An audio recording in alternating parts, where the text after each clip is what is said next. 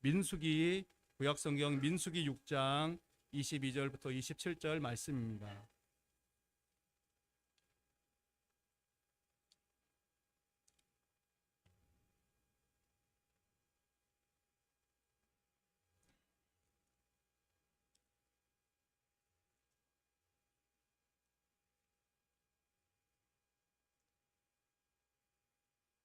구약성경 204쪽 민수기 6장 22절부터 27절까지 말씀 한 절씩 교독하겠습니다.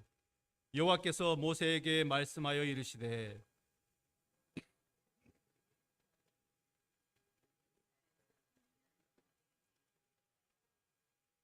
여호와는 내게 복을 주시고 너를 지키시기를 원하며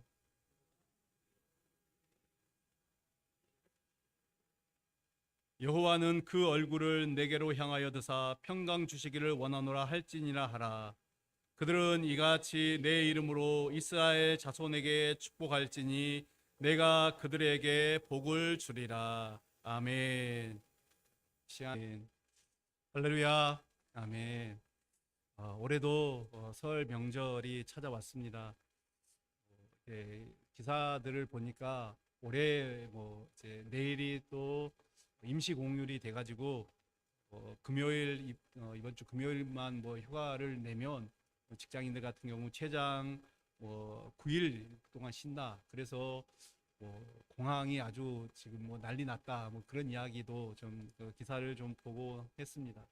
그런데 우리 하나님의 믿는 자녀, 하나님의 자녀들은 무엇보다도 예배 자리에서 예배를 드리는 것이 맞다라고 생각합니다. 네. 맞다라고 생각하는 게 아니라 맞습니다. 우리는 항상 하나님이 기뻐하시는 모습으로 서야 될 줄 믿습니다. 예배 순서지에도 제가 기도 제목을 간단하게 적었는데요. 우리 안전한 여행길 되시고 또 우리가 우상 숭배하지 않고 또 우리 그리스도인들은 축복의 통로가 돼야 되고 또한 어디에서든지 섬김의 본을 보이는 그런 귀한 명절 되시길 바라겠습니다. 그래서 오늘은 이제 계시록 7교회에 대한 말씀 잠깐 멈추고 이 설에 관한 말씀을 좀 함께 나누면 좋겠다라고 생각합니다. 우리 기독교가 한국에 들어올 때 가장 심각하게 부딪혔던 문제가 있다라고 하면은 그것은 정치적인 것 또 사회적인 문제도 아닌 제사 문제였습니다. 조상 제사 문제였죠. 조상 제사 문제 때문에 핍박을 받고 또 가정 안에서 갈등을 일으키는 경우가 참 많았습니다. 기독교에 대해서 호의적인 그런 분들도 이 제사 이야기만 나오면, 제사 문제만 나오면은 얼굴색이, 안색이 변하는 것을 볼 수가 있습니다. 아마 우리 여기 계신 우리 성도님들도 이제 예수님을 믿으면서 이 제사 문제로 인해서 한 번쯤은 다 어려움을 겪었을 것입니다. 그것이 우리나라의 보편적으로 아직도 그런 문제들이 있기 때문에 대부분 다 이런 문제에 한 번씩은 부딪히게 되는 것 같습니다. 그런데 이제 우리가 이 조상 제사 이게 어떤 유래를 가지고 있고 또 그것의 실제 내용이 무엇인가를 알게 되면은 우리가 하나님께 예배하고 하나님을 기뻐하는 것이 얼마나 감사하고 복되고 가치 있는 일인가 이것들을 이해하게 됩니다. 조상에게 제사를 지내는 전통은 한국 고유의 전통은 아닙니다. 고대 이것은 중국의 왕족의 제사에서 유래된 것입니다. 고대 중국에서는 죽은 왕들에게만 제사를 지냈습니다. 그러니까 일반 백성들은 제사를 지낼 수가 없었습니다. 금지되어 있었습니다. 오직 왕족들만. 그래서 그것들 제사를 지내는 것은 왕족이 누리는 어떤 특권이고 권위였습니다. 그러니까 제사는 시작부터 효와는 상관이 없습니다. 효도가 이게 지극정성으로 드리는 게 제사다 이렇게 하는데 제사는 시작부터 효와는 상관이 없었죠. 이제 그러다가 중국이 춘추 전국 시대가 도래하면서 이제 황제뿐만 아니라 이 지방의 왕들도 자기의 어떤 권위와 어떤 특권을 내세우기 시작하면서 주장하기 시작하면서 그들도 이제 제사를 지내게 되었습니다. 그런 것이 이제 이 유교 그 사상과 맞물려서 조상 숭배 사상으로 이어져 오게 된 것입니다. 이제 이것을 이제 우리나라 이제가 고려 시대죠. 고려 시대 1200년 경에 이제 송나라의 주자라는 사람이 이 모든 이 의식들을 이 체계화를 시켰습니다. 제사 의식을 체계화 시켰고 이것을 체계화한 학문이 이 성리학입니다. 한번 좀 다 들어보셨죠? 그럼 우리나라는 이 성리학이 이제 본격적으로 고려 말 또 조선 초에 이 성리학이 이제 들어오게 되죠. 그래서 주자가래라는 그 책을 통해서 이 조상 숭배 사상이 생겨났습니다. 이제 조선을 건국한 이성계가 이 자신을 반대한 불교를 산속으로 몰아넣으면서 또 자신의 통치 기반을 이 성리학을 가지고 자신의 통치 기반을 삼았습니다. 그리고 이제 그러기 때문에 이 조상 제사가 보편화돼서 이제 오늘 이 시대 오늘날까지 이르게 된 것입니다. 이것이 이제 오늘날 제사를 드리는 제사의 유래라고 간단하게 말할 수 있습니다. 그래서 엄밀하게 따지면은 제사는 우리의 고유의 풍습이 아닙니다. 뭐 설이나 이런 명절, 추석은 우리 고유의 명절이죠. 그런데 이 제사를 지내는 것은 고유의 풍습이 아닙니다. 중국에서 수입이 된 것입니다. 이 삼국 시대나 그 이후에 이제 고려 시대 이 종교가 불교였습니다. 그렇기 때문에 제사를 지내지 않았습니다. 근데 오늘날 우리나라의 불교는 제사를 지냅니다. 이것도 혼합되었기 때문에 그렇습니다. 사실 정통적인 불교 국가에서는 제사를 지내지 않습니다. 그런데 이제 우리 그리스도인들이 이 제사에 대한 문제에 부딪힐 때마다 왜 이 좋은 풍습, 미풍양속을 해치느냐, 너희는 왜 그것을 지키지 않느냐, 그렇게 비난을 받게 되는데, 이게 효도라면, 이게 제사가 미풍양속이라면 왜 조선시대 이전에는 이 제사를 드리지 않았는가? 그러면은 조선시대 이전에는 이 효자가 한 명도 없었는가? 결국 죽은 부모를 공경하는 것은 절대로 효나 불효와 상관이 없다. 불효자는 제사를 안 지내고 효자만 제사를 지낸다. 이것은 잘못된 것이다 라는 것입니다. 어떤 사람은 그렇게 말하는 사람들도 있습니다. 제사를 지내면 죽은 조상이 와서 그 제사 음식을 먹고 간다. 차려놓으면 먹고 간다. 그런 사람들이 있습니다. 여러분, 그런데 이것은 성경적으로 전혀 맞지 않는 말입니다. 사람이 죽으면 그 영혼이 어떻게 됩니까? 그 즉시 천국을 가든 지옥을 가든 갑니다. 한번 떨어지면 천국을 가든 지옥을 가든 한번 가면은 다시 이 땅으로 올 수가 없습니다. 그렇지 않습니까? 지옥에서 고통당하는 그 영혼들, 그들이 먹지도 못하는데 먹지도 못하는 그들을 위해서 음식을 차리는 것은 죽어버렸기 때문에 모르지만은 어떤 면에서는 그들을 약올리는 것 아닐까요? 네. 그 대신 제사를 지낼 때 오는 게 누구입니까? 어떤 존재입니까? 마귀가 옵니다. 사탄이 옵니다. 여러분, 고린도전서 10장 20절에 이 말씀이 있습니다. 무릇 이방인이 제사하는 것은 귀신에게 하는 것이요 하나님께 제사하는 것이 아니니 나는 너희가 귀신과 교제하는 자가 되기를 원하지 아니하노라. 바울의 고린도 교회에 보낸 편지 가운데 있는 말씀입니다.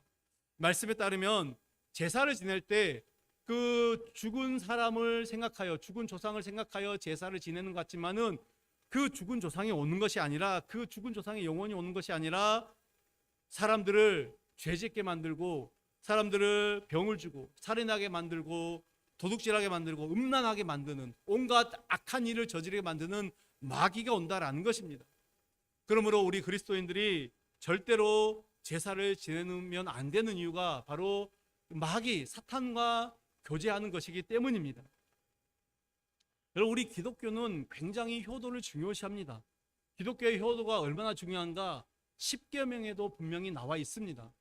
우리가 잘 아는 10계명 제5계명, 인간 사이에서 지켜야 될 가장 첫 번째 계명인 5계명은 무엇을 말하고 있습니까? 내 부모를 공경하라, 아버지와 어머니를 공경하라, 확실하게 말씀하고 있습니다. 그리고 여러분, 우리가 성경의 전체적인 그 흐름을 보면은 하나님을 잘 섬기는 자들, 우리 하나님을 잘 경외하면은 마땅히 살아계신 육신의 부모에게도 효도를 해야 된다. 분명히 그렇게 말씀하고 있습니다. 사랑하는 성도님들, 우리 기독교는 죽은 자의 영혼이 예배의 대상이 될 수 없다, 이것을 분명히 하고 있습니다. 그러므로 그 누구의 영혼도 경배의 대상이 될 수가 없죠. 오직 우리의 예배의 대상, 경배의 대상은 살아계신 하나님밖에 없습니다. 오직 하나님만 섬겨야 하는 것이 올바른 신앙의 모습이다라는 것이죠. 어떤 성자, 세인트죠. 이 로만 카톨릭에 보면은 이 성자 숭배 사상이 있죠. 그런 것들, 혹은 어떤 위인이나 물론 자신의 조상, 모든 그 영혼들, 죽은 자의 영혼을 예배하는 것은 용납될 수가 없습니다. 그래서 사실 우리 기독교는 추도 예배도 드리지 않습니다. 추도한다는 것과 예배한다는 것은 맞지가 않습니다. 예배를 우리 이제 이 추도 예배가 사실은 제사가 예배로 변형된 그런 모습인데요. 죽은 자를 생각하면서 그 사람을 위해서 예배를 드리는 것은 맞지 않고, 대신에 우리가 오늘 또 명절 예배 순서지 있으시 않습니까? 이 명절 예배 순서로 하나님께 감사 예배를 드리는 것입니다. 가족들이 함께 모여서 함께 예배 드리는 것은 너무나도 좋은 일입니다. 그러나 죽은 자를 생각하면서 또 그 사람을 위해서 예배 드리는 것은 예배라는 포장을 가지고 있지만은 그것 역시 우상 숭배라는 것을 기억해야 됩니다. 그럼 우리는 마땅히 살아계신 하나님께만 예배를 드리며 하나님만을 경배해야 되는 자들입니다. 그래서 이제 우리는 이 효의 의미를 그리스도 안에서 다시 발견하고, 우리가 이렇게 제사라는 그런 것들, 어두운 그런 모습으로 아니라 밝고 새로운 방법으로 효의 그런 의미를 찾아 나가야, 효의 방법을 찾아 나가야 될 것입니다. 그래서 우리 기독교는 가장 높은 뜻의 효도를 강조하는 종교입니다. 그래서 기독교인이 된다라는 것은 어떤 의미에서는 이제 효자가 다 되어야 되는 것입니다. 부모를 잘 섬겨야 된다라는 것입니다. 부모를, 주 안에서 부모를 공경하라, 이 말씀이 이제 우리 안에 효의 새로운 기준이 된다라는 것이죠. 그래서 밝고 은혜로운 가정들이 되시고 하나님께 복을 받는 가정들 되시기를 간절히 축복합니다. 사실 우리 하나님은 당신의 자녀들에게 복 주시기를 원하시는 분입니다. 오늘 우리가 살피는 본문 말씀이 그것을 분명하게 우리에게 말씀하고 있습니다. 우선 오늘 이 본문의 마지막 절인 27절을 한번 보겠습니다. 그들은 이같이 내 이름으로 이스라엘 자손에게 축복할지니 내가 그들에게 복을 주리라, 그렇게 말씀하고 있습니다. 하나님은 당신의 자녀들에게 복을 주시겠다, 이렇게 말씀하시죠. 여러분, 여기서 말하는 이 복의 개념, 이 복이라는 개념은 단순히 영적으로 잘 되는 것, 그것뿐만이 아니라 이 땅에서 사는 일에 필요한 현세적인 모든 어떤 것도 포함되어 있습니다. 그러니까 하나님의 백성으로 살아가는데 필요한 지혜도 주시고, 하나님께서 또 힘도 주시고, 때로는 또 필요에 따라서 물질도 주님께서 허락하여 주시고, 자녀와 건강의 복도 허락하여 주신다라는 것입니다. 여러분, 이 땅을 살아가면서 필요한 모든 것들을, 영적인 육적인 모든 복을 하나님께서 말씀하고 계시는 것입니다. 우리 모든 성도님들이 우리 성도님들 가정에 이러한 하나님의 복이 임하시기를 간절히 축복합니다. 오늘 본문에 나오는 중요한 단어가 이 여호와라는 단어, 그리고 축복이라는 단어가 있습니다. 모두 다 각각 4번씩 그렇게 반복이 되고 있습니다. 여호와라는 단어가 계속해서 반복이 되는 이유는 무엇입니까? 결국에 모든 복의 기원, 모든 복의 시작은 여호와 하나님이다. 여호와 하나님께서 복을 주신다, 이 말하는 것입니다. 축복한다라는 말은 무슨 뜻입니까? 축복한다는 좋게 말한다, 내가 다른 사람에게 복을 빌어준다, 그런 의미가 바로 축복한답니다. 그런데 여기서 우리가 확실하게 이해하고 넘어가야 될 부분들이 있습니다. 그것은 하나님께서 사람의 말을 통하여 복을 전하게 하시지만, 그러니까 축복을 합니다. 제가 여러분들을 위하여 축복하는 것처럼 축복합니다라고 사람을 말을 통하여 이렇게 축복을 하지만 그 복은 사람에게서 비롯된 것이 아니죠. 사람이 절대 어떻게 복을 줄 수가 있습니까? 오직 하나님께서 복을 주시는 것입니다. 따라서 복을 주시는 분은 전적으로 하나님입니다. 근데요, 우리 말에, 인간의 말이 얼마나 그 권세가 있는지 모릅니다.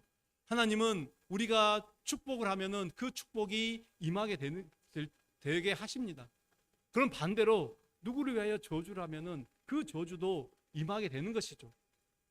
만약에 우리가 축복을 했는데 그 축복이 받아들이지 않으면 어떻게 되는 것입니까?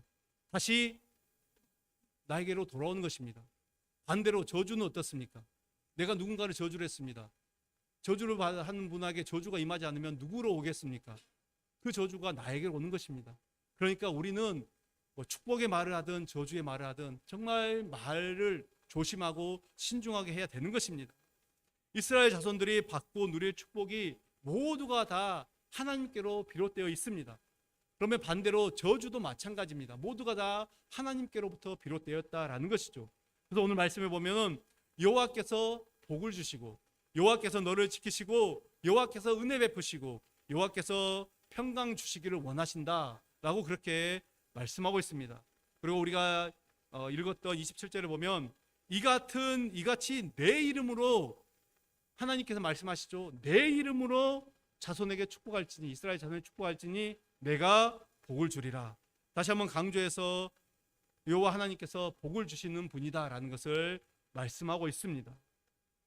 아론과 그 아들들이 복을 주는 주체가 아니라 단지 하나님의 축복을 전하는 도구일 뿐이다라는 것입니다.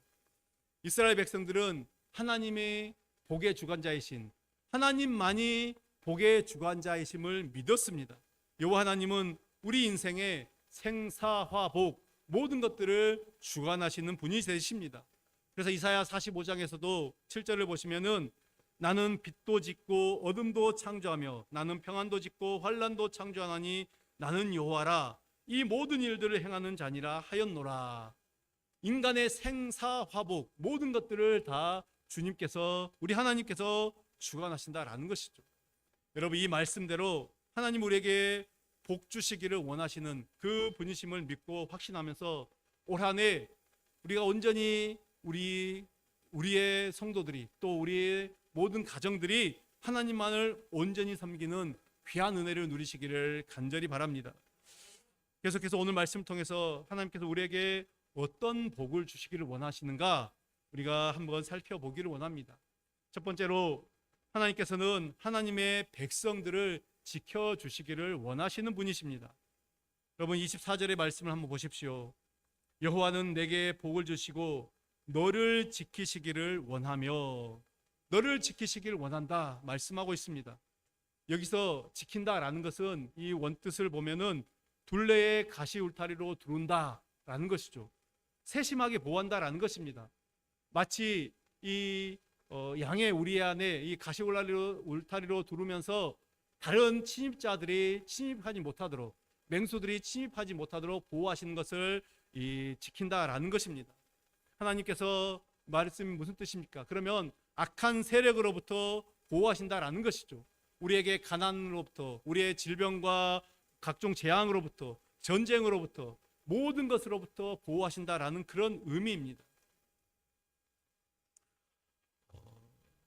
19세기 말 20세기 초에 이제 그 남극을 탐험했던 그 영국의 그 남극 탐험가 어니스트 셰클턴이라는 사람이 있습니다. 그분의 일화를 보면은 이제 그가 남극 탐험 도중에 많은 한 200명 이상의 이 사람들과 함께 이제 남극을 탐험하게 되는데, 탐험 도중에 이 탐험선이 난파되는 일을 당했습니다.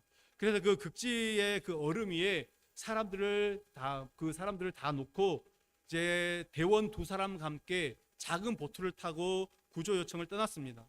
그래서 그가 남극의 여러 그 눈과 얼음으로 뒤덮인 그런 이제 그 곳들을 방황을 하다가 겨우 어느 마을에 도착하여 이제 구조 요청을 하였고, 그리고 그 구조 요청으로 인해서 모든 대원들이 다 구조를 받을 수 있었습니다. 근데 셰클턴이 나중에 당시의 그 상황을 회상하면서 이런 말을 했습니다. 당시 일을 생각하면 오직 하나님의 인도와 보호에 의한 것이라고 말할 수밖에 없었습니다. 당시 구조를 요청하러 간 사람은 3명이었는데 자꾸 4명이라는 생각이 들었습니다. 그러나 누구에게 이 말을 하지 않았습니다. 그런데 함께 간 동료 대원 위술리가 나중에 대장님, 구조를 요청하러 가는 도중에 이상한 느낌이 들었어요. 그것은 우리 안에 또 누군가 한 분이 확실히 계시다는 느낌이었어요. 이렇게 라고 말하는 것이었습니다. 위슬리의 고백을 통해 나는 나의 느낌이 명백한 사실임을 깨닫게 되었습니다. 당시 확실히 눈에 보이진 않지만 예수님께서 함께 계셨기 때문에 그 모든 상황에서 어려움을 이기셨고, 또 예수님께서 그들을 안전하게 보호하셨고 인도하셔서 마침내 모든 사람들이 다 구조를 당할 수 있었다, 그렇게 고백을 하는 것입니다. 사랑하는 성도님들, 우리가 믿는 하나님만이 유일한 우리 인생의 보호자이신 줄 믿습니다. 누가 무엇이라고 해도 우리 인생은 하나님이 지켜주셔야 됩니다. 내가 내 인생 지켜가고 내가 내 인생 만들어가는 것 같지만 하나님의 손길이 없으면 우리는 한순간도 설 수 없습니다. 하나님만이 우리의 가장 안전한 울타리가 되신다라는 것을 기억하십시오. 하나님이 우리 영혼의 울타리가 되어주셔서 시시각각으로 순간순간 공격하는 이 어둠의 권세, 사탄의 모든 유혹으로부터, 사망으로부터 우리를 보호해 주십니다. 이 하나님만이 우리의 보호자가 되심을 기억하고 다시 한번 하나님만을 예배하는 귀한 명절 되시기를 주님의 이름으로 축원합니다. 두 번째로, 하나님께서는 하나님의 백성들에게 은혜를 베풀어 주시는 분이십니다.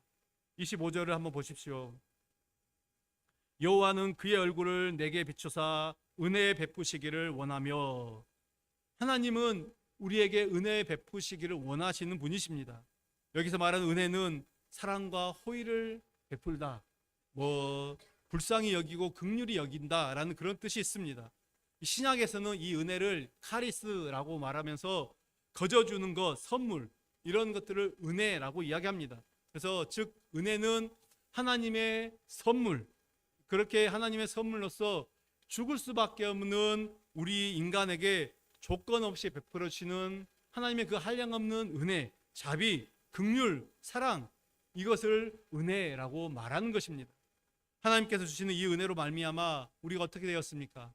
억만 죄악에서 우리가 구원을 받았습니다. 하나님 주신 이 은혜로 말미암아 우리는 영원한 하나님의 자녀, 천국 백성이 되었습니다. 그리고 그 은혜로 말미암아 지금 우리가 우리 인생을 이렇게 살아가고 있는 것입니다. 그래서 에베소서 2장 8절에 보면은 너희는 그 은혜에 의하여 믿음으로 말미암아 구원을 받았으니 이것은 너희에게서 난 것이 아니요 하나님의 선물이라. 이것이 하나님의 선물이다라고 말씀하고 있습니다. 하나님께서 우리에게 베풀어 주시는 은혜를 베푸신다라는 것은 죄악으로 죽을 수밖에 없고 저주 가운데 빠져서 그렇게 멸망으로 갈 수밖에 없는 우리를 불쌍히 여기시고 아무런 대가 없이 구원해 주신 것입니다. 여러분, 이것이 우리에게 주신 하나님의 선물입니다. 오늘 이 본문의 배경을 살펴보면 이스라엘 백성들은 이 하나님의 은혜가 없었으면 도무지 살 수 없는 그 상황, 그 환경을 지나고 있습니다. 모세오경 중에 우리가 이 오늘 본문인 민수기는 네 번째 책이죠. 네 번째 책인 민수기는 본격적인 광야의 행군을 담고 있습니다. 자세하게 그것들을 기록하고 있지는 않지만은 우리가 이스라엘 백성들이 40년 광야를 살아가는 그 모든 여정들이 이 민수기에 담겨져 있습니다. 특별히 우리가 이제 민수기 33장을 보게 되면은 그 여정들이 모두가 다 기록되어 있습니다. 그래서 이스라엘 백성들이 어디를 지나서 어디에 진을 쳤다, 어디를 가서 어디에 진을 쳤다, 이 40년, 그러니까 애굽에서 시작해서 지금 이 모압 평지까지 이 모든 여정들이 다 기록되어 있습니다. 그러면 민수기는 한마디로 말하면 광야의 이야기다라고 말할 수가 있습니다. 광야가 어떤 곳입니까? 뱀과 전갈이 있고 식물과 동물이 제대로 살 수 없는 곳이 광야입니다. 광야는 마실 물이 없습니다. 먹을 것이 없습니다. 그래서 생명이 제대로 살아갈 수 없는 것이 광야입니다. 그래서 이스라엘 백성들은 하나님께서 이 은혜로 내려주신 만나, 그리고 반석에서 솟아나는 생물로 말미암아 그 광야를 지날 수가 있었습니다. 하루도 살 수 없는 그 광야에서 이스라엘 백성들이 한 사람이 하루도 살 수 없는 곳에서 이 장정만 60만 명 이상, 뭐 200만 명 이상의 그 사람들과 모든 가축들이 살 수 있었던 것은 하나님의 은혜였죠. 오로지 하나님의 돌보심과 지키심과 절대 은총이 있었기 때문에 그들은 그곳에서 생존할 수가 있었던 것입니다. 여러분, 우리 역시 마찬가지입니다. 우리 역시 이 광야길과 같은, 이스라엘이 걸었던 그 광야와 같은 인생길을 우리는 걸어가고 있습니다. 지금 우리가 걸어가고 있는 광야길이 그 옛날 이스라엘이 걸었던 그 광야와 못지않게 정말 힘들고 고통스러운 곳이다 라는 것이죠. 그리고 정말 이곳은 죄악이 넘쳐나는 곳입니다. 여러분, 이토록 이 살벌하고 위험하지만 죄악의 유혹이 끊이지 않는 이 광야 같은 그 세상에서 우리에게 꼭 필요한 것은 바로 하나님의 은혜입니다.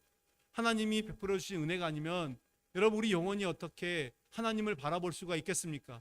우리가 어떻게 이 자리에서 하나님을 예배할 수가 있겠습니까? 어떻게 우리가 천국을 소망하며 살 수가 있겠습니까? 이번 설 명절도 그래서 가족들을 만나는 모든 상황에서 하나님께서 특별한 은혜로 함께 해주시기를 간절히 바랍니다. 가족을 만나서 이제 은혜 베풀어 주신 그 하나님, 나에게 어떤 은혜를 베풀어 주셨는가, 그 하나님을 간증하고 고백하면서 하나님의 은혜에 감사하는 귀한 명절 되시길 바랍니다. 온 가족이 하나님의 그 구속의 은혜를 깨닫고 이제 우리 가족은 하나님만을 온전히 섬기겠습니다 결단하는 기회가 되는 귀한 명절 되시기를 주님의 이름으로 축원합니다. 세 번째로 보면은 마지막으로 하나님께서 하나님의 백성들에게 평안의 복을 주십니다. 26절의 말씀을 볼까요? 여호와는 그 얼굴을 내게로 향하여 드사 평강 주시기를 원하노라 할지니라 하라. 아멘. 여기서 그 얼굴을 내게로 향하여 드사, 이 하나님께서 얼굴을 우리에게로 향하여 든다라는 것은 마치 그런 것입니다. 어머니가 갓난 아기를, 이 젖먹이 아이를 품에 안고 그 젖을 먹는 아이를 사랑스러운 눈으로 바라보는 것, 그런 눈으로 바라보는 것과 같은 것을 하나님 말씀하고 있는 것입니다. 여러분, 어머니 품에 안겨 있는 아이가 세상에서 가장 평안한 모습이다라고 말할 수 있습니다. 평강은 샬롬이죠. 이 샬롬은 안전, 행복, 뭐 이런 번영, 이런 것들의 의미를 담고 있습니다. 근데 이 평강은 단순히 전쟁이 없는 그런 상태, 그냥 전쟁이 없는 평안한 상태를 말하는 것이 아니라 더 나아가서 좀 더 적극적으로 기쁨과 어떤 인생의 환희를 말하는 평안, 그 기쁨이, 인생의 환희가 샘솟듯 솟아나는 이것들을 평강이다, 그것들 샬롬이다 라고 말하는 것입니다. 우리 인생에 평안처럼 중요한 복은 없습니다. 우리가 아무리 부유해도 마음에 평안이 없으면 그 사람은 복을 받은 인생이다라고 말할 수 없습니다. 아무리 높은 지위와 명예와 물질과 세상의 모든 것들을 다 가졌다 하더라도 평안이 없으면 내가 누리고 있는 모든 것들은 다 무용지물이다라는 것이죠. 사랑하는 여러분, 이 설 명절에 다시 한번 하나님을 섬기는 것이, 그리고 그 하나님께서 우리에게 복을 주시는 것이 얼마나 큰 것인지를 우리 마음에 새기기를 바랍니다. 사람들이 조상에게 제사를 드리는 이유가 무엇입니까? 그래야, 제사를 잘 드려야 귀신이 해코지하지 않는다, 귀신이 해코지하지 않고 복을 준다라고 말하고 있습니다. 세상의 조상들에게 제사를 지는데요, 그 조상이, 그런 나쁜 조상이 어디 있습니까? 제사 한 번 안 지냈다고 해코지하는, 귀신이라, 그 귀신이 조상이라면 제사 한 번 안 지냈다고 해코지하는 그런 조상이 어디 있단 말입니까? 또한 죽은 영혼이 어떻게 살아있는 사람에게 복을 줄 수가 있습니까? 죽은 자는 아무것도 할 수가 없습니다. 여기 우리 인생에 진정한 복을 주시는 분은 하나님이십니다. 오직 하나님만이 우리 인생에 말씀드린 생사화복을 주관하시는 분이십니다. 그 하나님은 오늘 우리에게 무엇을 말씀하시는가? 부모에게 효도하라, 부모를 잘 섬겨라, 그렇게 말씀하십니다. 하나님을 공경하는 자, 하나님을 공경하는 자는 부모를 잘 섬겨야 된다. 바꿔 말하면은 부모를 잘 공경하지도 못하면서 하나님을 잘 섬긴다 그렇게 말하지 말라라는 것입니다.